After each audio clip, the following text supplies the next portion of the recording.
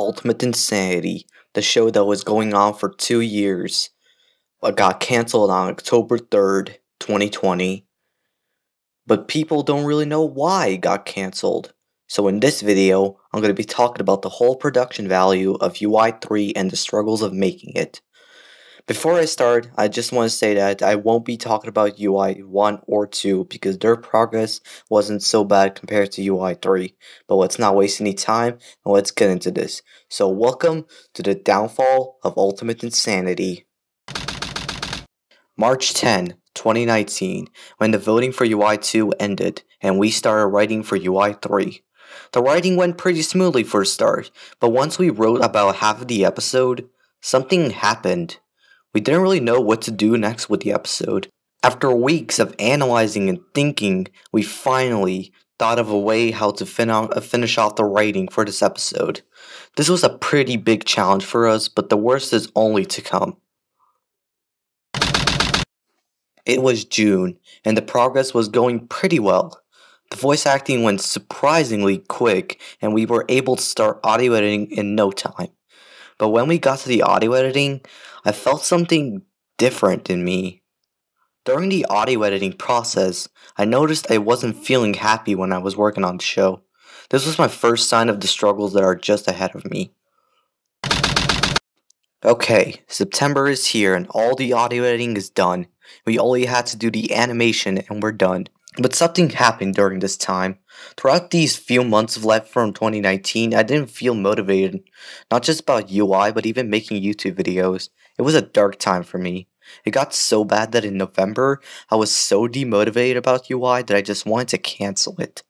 But at the same time, I was mad at myself because I felt like I failed all of my fans because I couldn't finish this one episode. And basically because of all this worrying, it actually hurt my mental state in the end.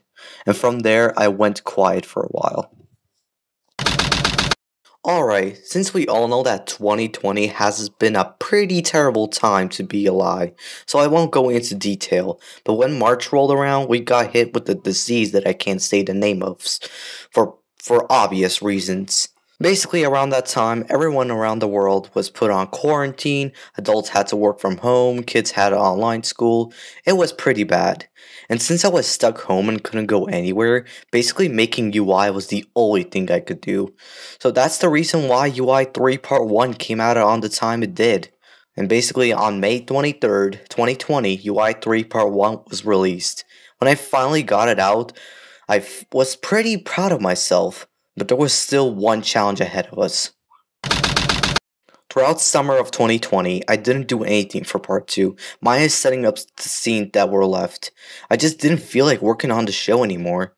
I think it's mostly because part 1 was already a struggle to make, and I just got tired of the show and saw more of the problems that the show had since day 1. And on September 26th, I announced that UI will be cancelled after part 2 was released.